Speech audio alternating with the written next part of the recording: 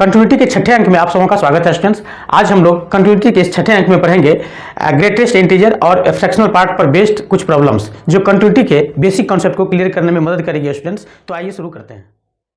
तो example number first है student, check continuity at x equal to 1 2 of functions f x equal to greatest integer sign, ये भी greatest integer में x है, इसका angular value जो है वो भी ग्रेटेस्ट इंटीजर में ही है, मतलब greatest integer of sine greatest integer x। इसका कह रहा है कि x इक्वल टू 1 और 2 पर चेक करें। तो आइए सबसे पहले हम लोग चेक करते हैं किस पर, x इक्वल टू 1 पर, मतलब check at x equal to 1। So यहाँ पर लिखेंगे f1 पहले लिख देंगे। f1 पर कितना आ जाएगा, तो चलिए यहाँ पर ग्रेटेस्ट इंटीजर ये 1 आ जाएगा। अब यहाँ देखिए इस 1 का वैल्यू कितना, ग्रेटेस्ट इंटीजर के अंदर में 1 है, इसका मतलब ये हो जाएगा साइन 1। अब साइन 1 का वैल्यू हम कितना लिखें, साइन 1 का वैल्यू कितना होता है, तो साइन 1 का मतलब 1 नहीं समझना है, मतलब इसको समझ लेना है साइन 57 डिग्री, सही है, समथिंग होता है 57 डिग्री से समथिंग होता है। सो इसका वैल्यू क्या हो रहा है कि 0 और 1 के बीच में है, 0 और 1 के बीच में है। सो इसका ग्रेटेस्ट इंटीजर कितना आ जाएगा 0। इसी तरह से हम f1 प्लस की बात करते हैं, दैट मीन्स यहाँ पर हम लगा देते हैं लिमिट h टेंस टू 0 या 1 प्लस पर ऐसे कंसीडर हम लोग कर लेंगे।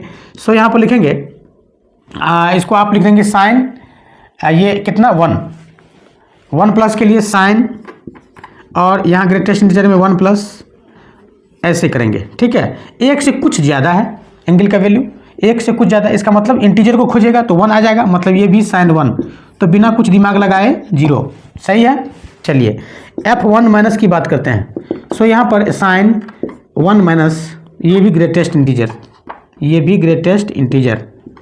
सो यहाँ पर हो जाएगा साइन और 1 माइनस का मतलब एक से कुछ छोटा, एक से क्या है वैल्यू कुछ छोटा है, एक से वैल्यू घट रहा है, इसका मतलब इसका ग्रेटेस्ट इंटीजर कितना आ जाएगा 0 और सभी जानते हैं कि साइन 0 का वैल्यू 0, सही है। अब इस तरह से हम फिर चेक करेंगे किस पर, check at x equal to 2। तो इस तरह से हम f2 पर करेंगे, f2 पर कितना आ जाएगा साइन 2 का वैल्यू कितना, मतलब 57 दूनी समथिंग कितना आ जाएगा 114 15 120 के करीब समझ लीजिए। 120 का वैल्यू क्या होगा, पॉजिटिव होगा, पॉजिटिव में ग्रेटेस्ट इंटीजर लगाएंगे, कितना आ जाएगा, मतलब यहाँ पर आ जाएगा साइन 2 का ग्रेटेस्ट इंटीजर, इसका वैल्यू कितना आ जाएगा 0 आ जाएगा, ठीक है। इसी तरह से f2 प्लस की अगर हम बात करते हैं तो यहाँ पर 2 प्लस मतलब ये भी क्या आ जाएगा साइन 2 प्लस का ग्रेटेस्ट इंटीजर 2, मतलब साइन 2, तो ये भी कितना आ जाएगा 0। अब साइन 2 माइनस f2 माइनस मतलब greatest integer sign greatest integer 2 minus मतलब 2 माइनस बोले तो 1, ठीक है, 2 से कुछ कम, मतलब साइन 1 का ग्रेटेस्ट इंटीजर कितना 0। तो फंक्शंस 2 पर भी क्या हो रहा है, कंटिन्यूअस हो रहा है स्टूडेंट्स। तो इस तरह से आपने देखा एग्जांपल नंबर फर्स्ट में कि greatest integer sign greatest integer 1 का वैल्यू x इक्वल टू 1 पर और x इक्वल टू 2 पर फंक्शंस क्या हो रहा है, कंटिन्यूअस हो रहा है। अब कह रहा है कि check continuity at x equal to 0 of f(x) equal to इतना, कितना सिंपल क्वेश्चन, मतलब 0 पर कह रहा है चेक करने। सो यहाँ पर लिखेंगे हम सबसे पहले f0 मतलब एग्जैक्ट वैल्यू, तो कितना हो जाएगा x का वैल्यू 0 रख दीजिए, 0 इंटू साइन पाई इंटू 0, कितना आ जाएगा वैल्यू इसका, सभी जानते हैं 0 आ जाएगा, ठीक है। चलिए f0 प्लस का f0 प्लस बोले तो h टेंस टू 0 और x के बदले में 0 प्लस h, ठीक है। सो यहाँ पर हम लिखेंगे ये 0 प्लस h, तो x के बदले में क्या लिखेंगे h into sine pi h। अब थोड़ा सा दिमाग लगाइए, ये h का वैल्यू क्या है, तो 0.00001, ठीक है। तो साइन पाई h का वैल्यू कितना होगा, तो 0.000 पाई, ठीक है। तो इस स्थिति में इसका वैल्यू क्या होगा, दोनों का जो मल्टीप्लाई करेंगे हम, तो दोनों का मल्टीप्लाई क्या हो जाएगा, तो 0 पॉइंट समथिंग हो जाएगा, 0 पॉइंट समथिंग, इसका मतलब इसका ग्रेटेस्ट इंटीजर कितना हो जाएगा 0, ग्रेटेस्ट इंटीजर 0 से 0 पॉइंट समथिंग का मतलब हो गया कि 0 से कुछ बड़ा, तो ग्रेटेस्ट इंटीजर कितना 0।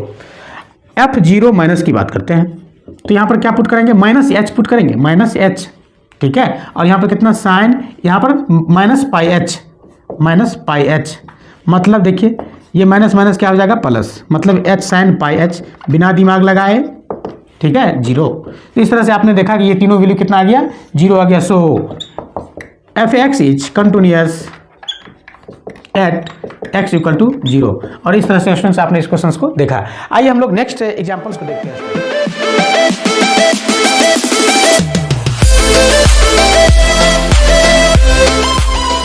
चलिए student, if f x equal to greatest integer 2 + 3 sin x, x belongs to 0 to pi, then find the sum of the value of x when function is discontinuous। कहने का मतलब यह है स्टूडेंट्स कि एक function हमारा दिया हुआ है ग्रेटेस्ट इंटीजर के अंदर में 2 + 3 sin x, ठीक है। अब कह रहा है कि ये जो फंक्शन है वो 0 और पाई के बीच में कहाँ कहाँ कंटिन्यूस होगा। तो जिस x के पॉइंट पर, जिस x के वैल्यू पर वो फंक्शन डिसकंटिन्यूस होगा, जितना भी वैल्यू है उस सारे के योग को, मतलब उसके सम को हमें यहाँ पर लिखना है। तो आइए स्टूडेंट्स, सबसे पहले हम 2 + 3 sin x का हम ग्राफिकल रिप्रेजेंटेशन करते हैं। सॉल्यूशन ग्राफिकल रिप्रेजेंटेशन हम लोग इसका करते हैं इस तरह से। तो चलिए सबसे पहले 2 + 3 sin x, पहले तो 3 sin x नहीं, पहले 2 का x = y = 2 का। तो हमने सपोज कर लिया कि ये y = 2 का लाइन है, ठीक है। ये y = 2 का लाइन है, ये हमारा x एक्सिस है, ये हमारा y एक्सिस है, ठीक है। अब ये देखिए इसका मैक्सिमम वैल्यू कहाँ से कहाँ तक जाएगा। तो आप देख पा रहे हैं कि sin x का मैक्सिमम वैल्यू कितना 1, मतलब 2 + 3 कहाँ तक जाएगा 5 तक। सो यहाँ पर लिखेंगे हम 5 का भी एक हम इनिशियल यहाँ पर लगा देंगे, ये हमारा 5 तक जाएगा, ठीक है। ये हमारा 5 तक आएगा ये वैल्यू। इसका मतलब बीच में और कौन सा इंटीजर है 2 के बाद क्या मिलेगा हमको 3 भी मिलेगा, 3 के बाद 4 भी मिलेगा। बस इतना इंटीजर से हमें भेंट होने वाला है 3 4, ठीक है। अब क्या करेंगे 2 + 3 sin x। अब 3 sin x का ग्राफ कैसे दिखेगा, दिखेगा तो साइन की तरह लेकिन थोड़ा सा स्लो, 3 तक जाएगा उसका मैक्सिमम पॉइंट ना। सो हमारा ग्राफ ऐसा दिखेगा स्टूडेंट, ऐसा दिखेगा। बोले इसका मैक्सिमम पॉइंट कहाँ तक जाएगा 5 तक जाएगा, ठीक है। 2 से ऊपर ही चलेगा, ठीक है। 0 से पाई के बीच में है तो यहाँ से 0 से पाई, ये हो जाएगा पाई, ठीक है। ये हो जाएगा 0, हाँ, बट यहाँ 2 से ये वैल्यू लाइज करें, 2 से आगे जाएगी, मतलब यहाँ 0 पुट करेंगे तो सबसे छोटा वैल्यू कितना आ जाएगा ग्रेटेस्ट इंटीजर में। पॉजिटिव की बात मैं कर रहा हूँ तो आ जाएगा ये, चूंकि यहाँ से 0 से पाई की बात कर रहा है, सो यहाँ से हम 0 से ये आ जाएगा। x का वैल्यू यहाँ पर कितना है 0 है, x का वैल्यू यहाँ पर 0 है, तो ये 2 से चलेगी और ये है यहाँ पाई तक, ठीक है। चलिए इसको ऐसे ही रहने दीजिए, अभी पाई नहीं लिखेंगे। अब यहाँ पर क्या करेंगे, तो ये जो हमारा ग्रेटेस्ट इंटीजर है 0 से लेकर के पाई तक अगर ये कह रहा है तो यहाँ से देखिए 2 से चलना शुरू की तो ग्राफ क्या करेगी, यहाँ से फिर यहाँ से और यहाँ से फिर यहाँ से और फिर यहाँ से। अब ये ग्रेटेस्ट इंटीजर का ग्राफ है स्टूडेंट 0 और पाई के बीच में, दैट मीन्स ये 0 है और ये वैल्यू हम अगर पाई लिखने की बात करते हैं तो ये पाई है, ठीक है। सो ये ग्राफ क्या होगी 2 पर, क्या होगी ग्राफ 2 पर। जब ये इसका वैल्यू 2 होगा तो ग्राफ क्या हो जाएगी, तो देखिए 2 से लेकर, चूंकि ये तो 0 है तो 2 से लेकर के 3 तक के जो बीच का जो ग्राफ होगा वो यहाँ से टूट जाएगी, गिर जाएगी, और गिर जाएगी तो ग्राफ बन जाएगी ऐसा, ठीक है। ग्राफ बन जाएगी ऐसा, बीच में यहाँ पर आप खाली रख सकते हैं, ठीक है। अब देखिए ये यहाँ पर खाली है तो इसको हम सपोज कर लेते हैं x1। फिर इसी तरह से 3 और 4 का ग्राफ गिर के चली आएगी कहाँ, ये गिर के कहाँ आ जाएगी 3 पर, हाँ, क्योंकि 3 और 4 के बीच का जो वैल्यू होगा उसका ग्रेटेस्ट इंटीजर 3 होगा। 2 और 3 के बीच का जो वैल्यू होगा उसका ग्रेटेस्ट इंटीजर 2 होगा, इसलिए गिर के आ जाती है ऐसे। तो ये गिर के आ जाएगी यहाँ, ठीक है। इसको हम सपोज कर लेते हैं, चलिए इसको हम a सपोज कर लेते हैं, इसको हम a सपोज कर लिया, इसको हम b सपोज कर लिया। अब थोड़ा सा दिमाग लगाइए, ये 0 की तरफ से है, जब पाई की तरफ से यही ग्राफ, सेम ग्राफ साइन का ग्राफ अगर यहाँ से गिरेगी तो ये गिर के कहाँ आ जाएगी, यहाँ आ जाएगी, ठीक है। यहाँ आ जाएगी, ये गिर के यहाँ आ जाएगी। अरे थोड़ा बड़ा हो गया, थोड़ा सा ज़्यादा हो गया, ठीक है ना। तो ये यहाँ आ जाएगी गिर के ग्राफ, ठीक है। इसको हम लोग क्या कहेंगे, ये 0 तरफ से था तो a के डिस्टेंस a हो गया। अब ये पाई के तरफ से a के डिस्टेंस से पीछे आएगी तो ये कितना हो जाएगा पाई माइनस a, सही है। अब ये ग्राफ तो गिर गई, अब ये ग्राफ कहाँ गिरेगी, ये ग्राफ गिर जाएगी यहाँ पर ऐसे, ठीक है। तो ये कहाँ पर गिरी थी b पर, सो ये कहाँ पर गिर जाएगी पाई माइनस b पर, ठीक है। और ये ग्राफ गिर गई है। अब ये ग्राफ कहाँ गिरेगी, ये ग्राफ ये इधर से गिरेगी ऐसे और ये इधर से गिरेगी ऐसे, मतलब ग्राफ ये कहाँ पर गिर रही है, ये तो एग्जैक्ट π/2 है ना, π/2।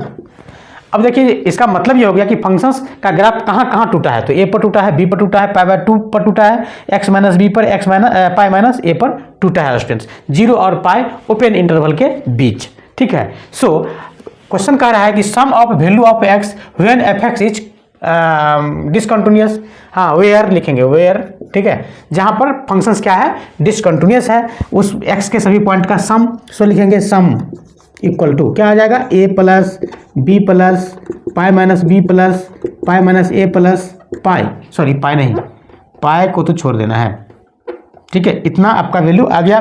फिर एक पाई बाय 2 भी बचा हुआ था, ये वैल्यू, ठीक है। अब ए से ए देखिए आपका कैंसिल, बी से बी कैंसिल, अब आप सबको ऐड कर लीजिए तो आ जाएगा 5 पाई बाय 2 आंसर, ठीक है। तो इस तरह से हमारा आंसर आ गया स्टूडेंट्स।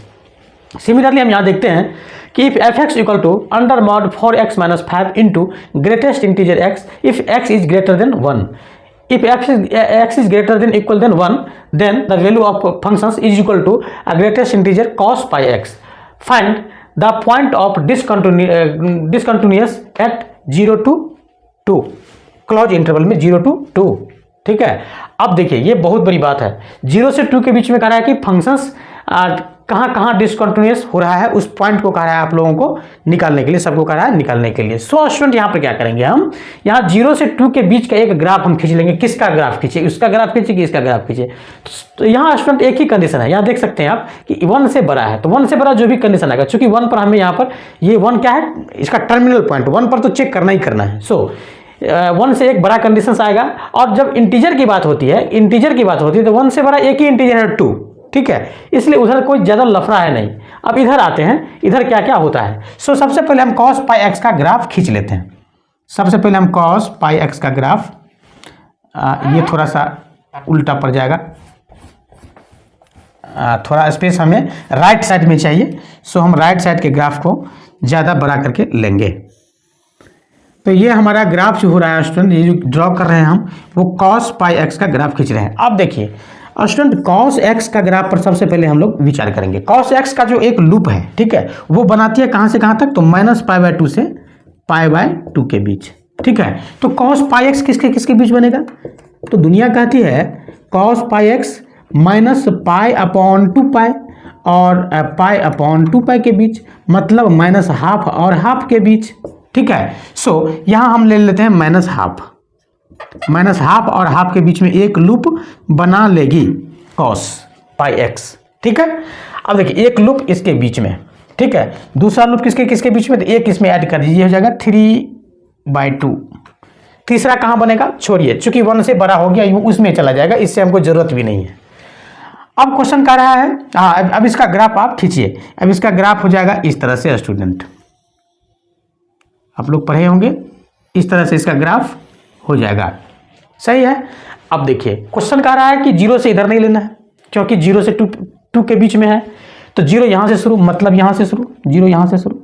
तो जब आप देख रहे हैं कि जब आप x का वैल्यू डायरेक्ट 0 रखते हैं, तो यहाँ पर आप 0 रखिए, 1 से छोटे की बात मैं कर रहा हूँ। 1 कहाँ मिलेगा, ये हो गया ½ तो 1 मिलेगा यहाँ पर, एग्जैक्ट यहाँ पर मिलेगा 1 आपका, ये 1 है, ठीक है। तो जब आप यहाँ पर देखिए कि जब आप x का वैल्यू 0 रखते हैं यहाँ पर, तो 0 का वैल्यू कितना आ जाएगा, 0 पर, ठीक है। अब जब आप ½ रखते हैं या ½ से इधर का कोई वैल्यू रखते हैं, तो वो कहाँ गिर के आ जाएगी, अरे 0 के राइट साइड में चलिए, 0 के राइट साइड में जाएंगे तो कहाँ गिर के आ जाएगी, 0 पर, ठीक है। ½ अगर रखेंगे ½, तो cos π/2 इक्वल टू कितना होता है, 0, सो यहाँ पर 0 पर गिर जाएगी, ठीक है। देखिए पॉइंट ऑफ डिसकंटिन्यूटी आपका निकल रहा है। अब देखिए ½ और 1 के बीच में, मतलब ½ और 1 के बीच का वैल्यू, ग्रेटेस्ट इंटीजर आप पढ़ रहे हैं, सो ये ग्राफ 0 से लेकर के और ½ के बीच का ग्राफ 0 पर गिर जाएगी, ठीक है।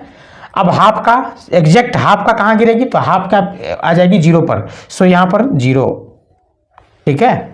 अब देखिए यहाँ से यहाँ तक का ग्राफ मेरा कंप्लीट, 0 पर कितना, 1, ये 1 है, ठीक है, 0 पर चल जाएगी 1 पर, cos 0 इक्वल टू 0 पर चल जाएगी 1 पर, cos 0 इक्वल टू 1, ठीक है। अब यहाँ देखिए जब 1 से आगे बढ़ेगी, 1 से किधर से बढ़ेगी, मतलब 0 से, x का वैल्यू जब 0 से ½ के बीच में आएगी तो ग्राफ फिर क्या आ जाएगा, फिर कहाँ पर, 0 पर, सही है। अब आइए ½ से थोड़ा इधर, ½ और 1 के बीच में ग्राफ गिर के कहाँ आ जाएगी, देख सकते हैं आप, ग्राफ गिर के आ जाएगी यहाँ पर, -1 पर, -1 पर, सही है। अब देखिए 1 से इधर का, तो 1 से इधर का ग्राफ, तो 1 से बड़ा का ग्राफ तो फिर चेंज हो जाएगा, ठीक है। सो हमें काम इतना ही तक का था LH लिमिट के लिए। ठीक है। अब आप देख सकते हैं कि जीरो पर देखिए F0 मतलब यहाँ पर आप लिखेंगे F0 एग्जैक्ट वैल्यू कितना आ रहा है। F0 का वैल्यू देख सकते हैं आप, F0 का वैल्यू cos 0 का वैल्यू 1 मतलब आ गया 1। और F0 अब इधर तो होगा नहीं क्योंकि इधर तो डोमेन डिफाइंड ही नहीं है, मतलब यहाँ कह रहा है कि 0 से 2 के बीच में निकालो। सो यहाँ पर 0 प्लस हम निकालेंगे, तो 0 प्लस का वैल्यू कितना, तो यहाँ पर लिखेंगे cos और यहाँ लिखेंगे पाई h, ठीक है। अब थोड़ा सा दिमाग लगाइए, cos पाई h मतलब cos 0 से समथिंग बड़ा, cos 0 से थोड़ा सा बड़ा, ठीक है, थोड़ा सा बड़ा, तो क्या आ जाएगा वैल्यू 0 पॉइंट समथिंग, ठीक है ना। सो यहाँ पर क्या लिखेंगे हम 0,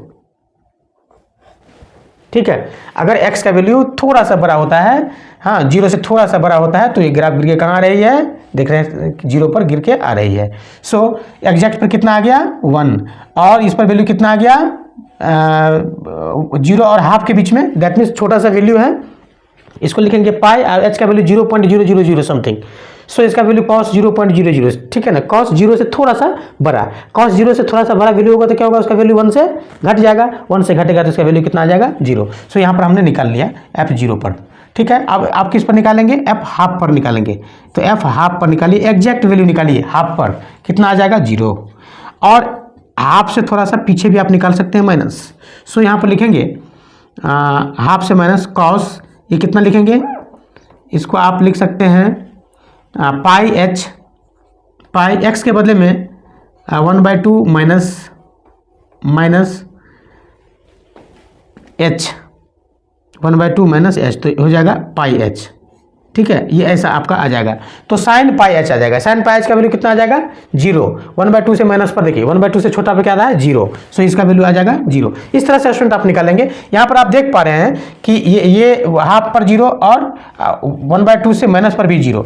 बट स्टूडेंट अगर आप F1/2 प्लस करेंगे तो देखिए फंक्शंस का ग्राफ कहाँ चली जाएगी, मतलब लिखेंगे cos और 90 plus theta, cos 90 plus theta equal to क्या होता है निगेटिव, मतलब माइनस साइन थीटा, माइनस क्या हो जाएगा माइनस साइन थीटा मतलब पाई h, हाँ माइनस साइन पाई h का वैल्यू कितना हो जाएगा, तो देख सकते हैं कि निगेटिव कहाँ पर गिर रही है -1 पर, यहाँ पर देख सकते हैं आप -1 पर। सो 1/2 पर भी फंक्शंस क्या हो रहा है डिसकंटिन्यूअस हो रहा है। इसी तरह से 1/2 से बड़ा भी आप लेंगे, छोटा भी ले लिए, 1 पर आप जब एग्जैक्ट लेते हैं, चूंकि 1 का भी वैल्यू हमें इसी से निकालना है, तो 1 पर आप जब एग्जैक्ट वैल्यू लेते हैं यहाँ पर, तो ये 1 पर कहाँ गिर जाएगी -1 पर, ठीक है, -1 पर, ठीक है। 1 से छोटा पर अगर आप ये करते हैं 1 से छोटा में आते हैं तो वो भी गिर रही कहाँ पर -1 पर, 1 से छोटा में भी गिर रही कहाँ पर -1 पर। और स्टूडेंट यहाँ पर एक बहुत ही इंपॉर्टेंट चीज़ है कि जब ग्राफ 1 से छोटे पर गिरते ही है, 1 से छोटे की बात मैं यहाँ कर रहा हूँ, एग्जैक्ट 1 की बात नहीं कर रहा हूँ, ठीक है, बट 1 से बड़ा भी स्टूडेंट एक कंडीशन है, मतलब यहाँ पर मैं कहना चाह रहा था कि F1 का वैल्यू कितना आ रहा है -1 और F छोटे की बात कर रहा हूँ तो ये भी आ रहा है -1, ठीक है, चूंकि इसका ग्राफ से भी आप देख सकते हैं, ऐसे भी निकाल सकते हैं। और जब चूंकि कंटिन्यूअस की बात है तो F1 प्लस भी आपको निकालना पड़ेगा, तो 1 प्लस के लिए क्या होगा, तो ये कंडीशन लागू हो जाएगा, मतलब 4 में से 5 घट गया तो कितना आ गया -1 का मॉड तो 1 और ये आ गया 1, मतलब 1 ये आ गया 1। अब देखिए ये तीनों इक्वल नहीं हो रहा है, मतलब 1 पर भी डिसकंटिन्यूअस, 0 पर भी डिसकंटिन्यूअस, हाफ पर भी डिसकंटिन्यूअस, 1 पर भी डिसकंटिन्यूअस। अब हमारा एक ही वैल्यू बच जाता है 2। हाँ कहिएगा सर पॉइंट का वैल्यू नहीं बचा, नहीं, क्योंकि हमें इंटीजर यहाँ पर लेना है। सो यहाँ पर हम डायरेक्ट यहाँ पर हम 2 का करेंगे, तो 2 के लिए हम क्या करेंगे, 2 के लिए यहाँ पर 2 आप यहाँ पर पुट कर दीजिए, हाँ ये हमारा बाउंड्री पॉइंट है, ठीक है। सो यहाँ पर F2 हमारा क्या हो जाएगा एग्जैक्ट वैल्यू, 4 दूनी 8 में से 5 घट गया, कितना आ गया 3 इंटू मॉड में है, और ये 2 का 2 तो 3 दूनी कितना आ गया 6 आ गया, 6 आ गया।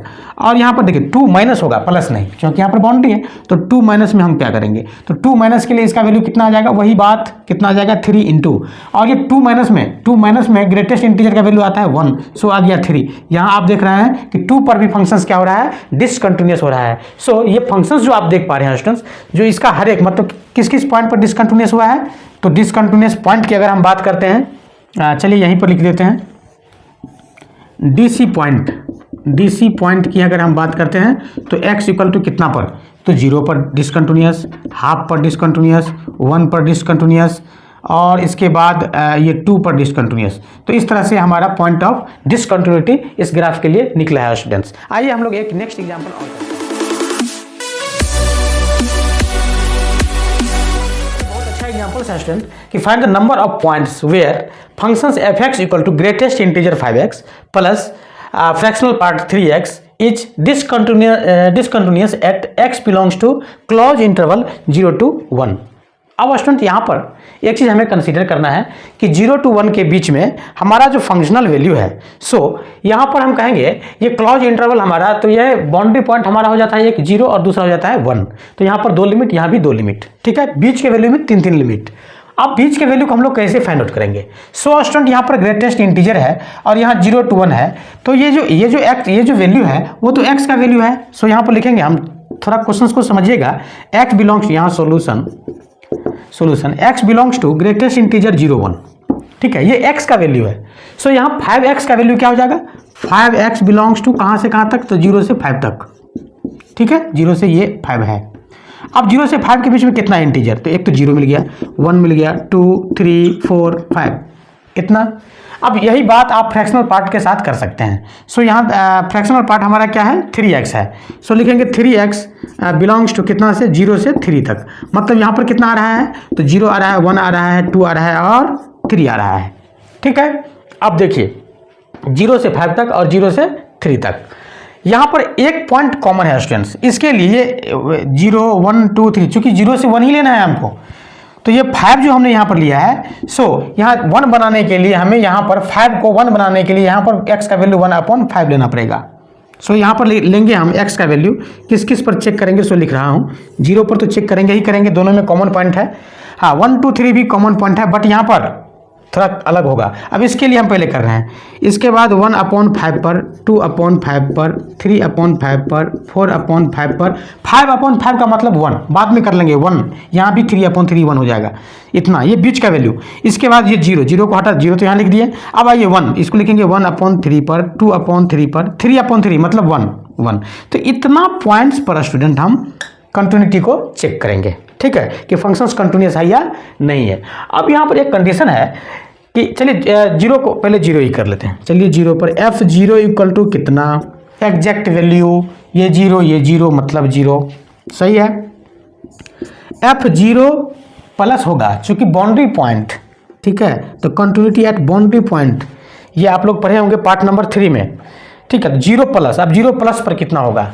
तो अब 0 प्लस h, यहाँ पर कितना लिखेंगे? 5, यहाँ लिखेंगे 0 प्लस h, मतलब 5 से कुछ बड़ा, और यहाँ पर लिखेंगे 3 इंटू 0 प्लस h, मतलब अरे ऐसा लिखो, सही है, 3h, h का वैल्यू कितना? 0, यहाँ भी लिखिए 5h, ठीक है। सो यहाँ पर स्टूडेंट 0 का, यहाँ जो आप निकालेंगे 0 प्लस, तो ये इसका वैल्यू कितना आ जाएगा? 0, चूंकि h का वैल्यू 0 है, 0 प्लस 0 मतलब ये भी आ जाएगा 0। अब आप निकाल लीजिए 1 पर, निकाल लीजिए f1 पर, निकालिए 1 डालिए इसमें, 1 का तो यहाँ हो जाएगा 5, एग्जैक्ट 1, ठीक है, एग्जैक्ट ये कितना आ जाएगा? एग्जैक्ट 3 आ जाएगा, ठीक है। फ्रैक्शनल पार्ट है ये ग्रेटेस्ट इंटीजर 5 का 5, फ्रैक्शनल पार्ट का कितना? 0, सो यहाँ पर लिखेंगे 5। अब यहाँ f1 माइनस होगा, प्लस नहीं, चूंकि 1 इंड पॉइंट, ठीक है ना।